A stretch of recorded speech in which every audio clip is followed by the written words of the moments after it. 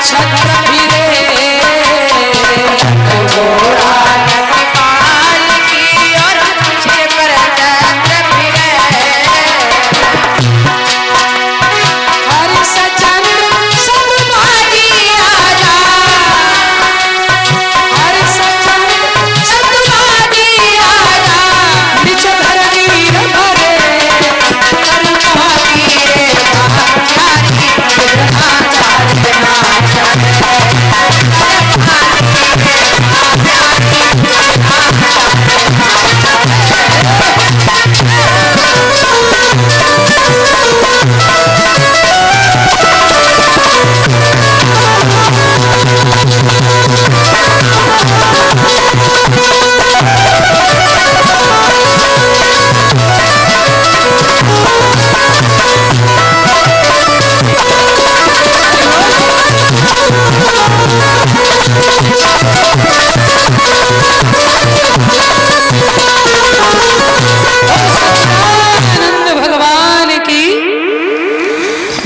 समय देखिए राजा से कहां बन गए, बेहतर के घर जा रहे।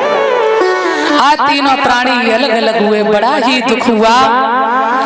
मैया ब्राह्मण के घर भोजन बनाने का काम करती है, रोहिता से फूल लाता है तोड़कर, और इधर हरिश्चंद्र पानी भरने का काम कर रहे। मगर एक बात ध्यान में रखना, एक हफ्ता हो गया हरिश्चंद्र ने भोजन नहीं किया, शरीर इतना कमजोर हो गया है। एक दिन जब पानी भरने हरिश्चंद्र गंगा जी पर गए, घड़ा भर तो लिया पर उठ नहीं रहा है। सोच रहे कोई आ जाए मेरी मदद कर दे। तारा रानी को आता हुआ देखा तो हरिश्चंद्र ने तारा से कही, रानी मेरा घड़ा उठवा दो, मेरी विपत्ति में मेरा साथ दो। और कहने लगे तारा, ओ रानी उठवाए दे गगरिया मेरी गंगा जल की, हो रानी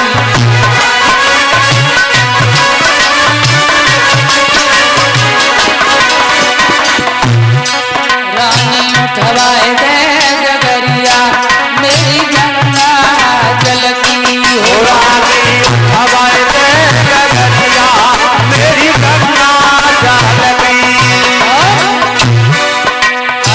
गुरबल भयो शरीर करानी उठो न बैठो जाई हुरनी, गुरबल भयो शरीर हुरानी उठो न बैठो जाई हुरानी। मुँह पे चलो न जाई जगह हुरानी गंगा जल की, मुँह पे चलो न जाई जगरिया हुरानी गंगा जल हुरानी हवाए दे गगरिया मेरी गंगा जल। और बोले अगर ज्यादा देर हो गई तो कालू नेत्र नाराज हो जाएगा। कालू भंगी को नौकर है मोए लाख देवे गाली हुरनी, कालू भंगी को नौकर मोए लाख देवे गाली हुरनी। उले में दंडन थे खबरिया हुरानी गंगा जल की, उले में दंडन थे खबरिया हुरानी गंगा जल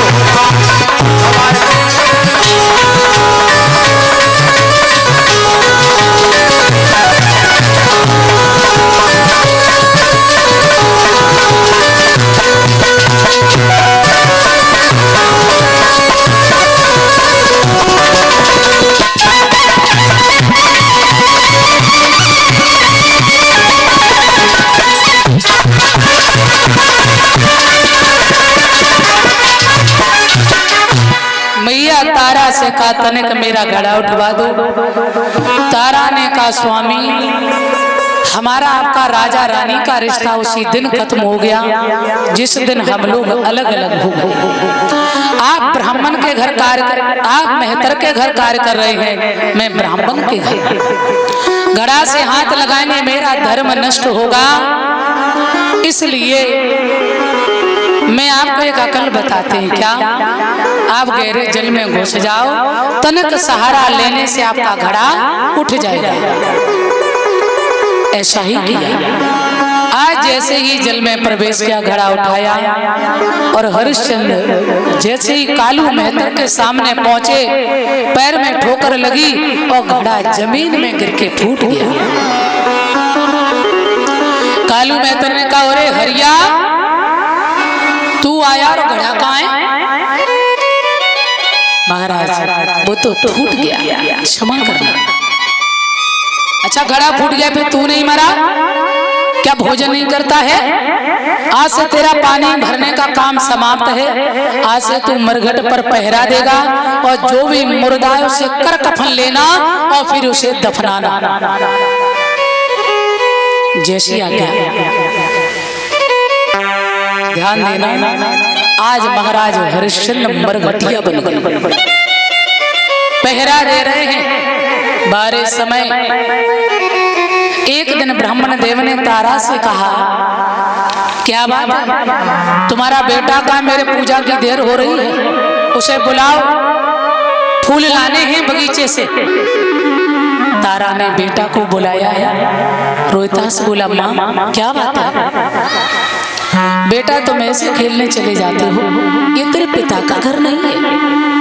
ब्राह्मण ने धन खर्च किया तब लाया है, पूजा की देर हो रही है, जाओ फूल तोड़ कर लाओ। रोहितास बोला, माँ मैं जा रहा हूँ। मैया ने मुख चूमा, छवरिया हाथ में दी, जाओ बेटा। उस माँ को नहीं पता मेरी दुनिया अंधेरे में होने वाली है। रोहितास बगीचे में गया, बाहरे छलिया विश्वामित्र नाग बनकर पुष्प में बैठ गए। रोहितास प्रसन्न है, चुन चुन के फूल रख रहा है और उसी पुष्प के पास गया जहां नाग बने बैठे विश्वामित्र।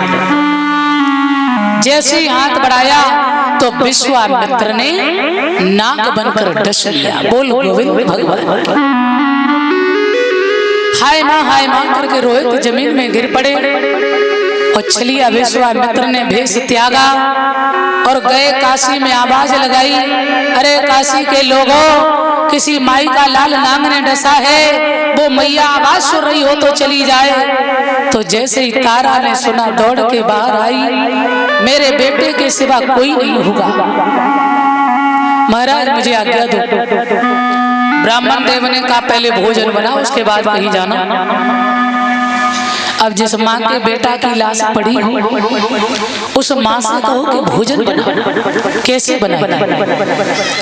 सज्जनों, मैया यहाँ 10 मिनट में बनाती थी, 5 में बनाया और भोजन की थाली लगाई, आंसू नहीं गिरने दे रही। क्यों? भोजन अशुद्ध हो गया तो ब्राह्मण भोजन नहीं करेगा, हमें पुनः बनाना पड़ेगा। तो मेरे बेटा की लाश तब तक स्थिति उसकी बिगड़ जाएगी।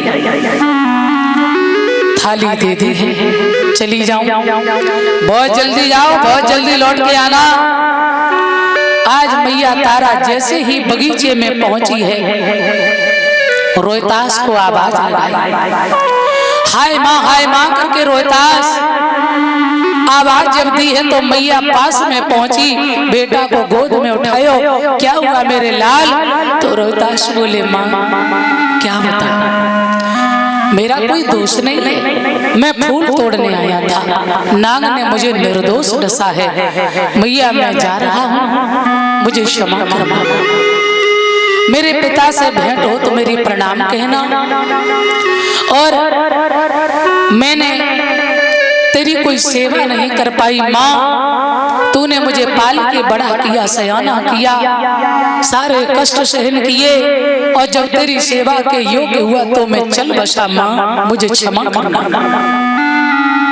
मैया ने मुंह पर हाथ रखा और कहा, पुत्र कैसे शब्द बोल रहा रोहितास, तेरे बिना मैं मर जाऊंगी मेरे लाल, ऐसे मत बोल।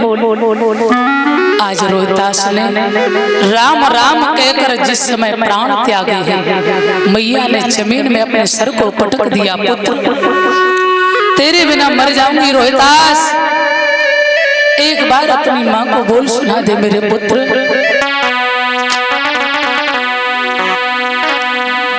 अरे चैत गर्भ में रहो और नींद भरी सोयो रे काया में,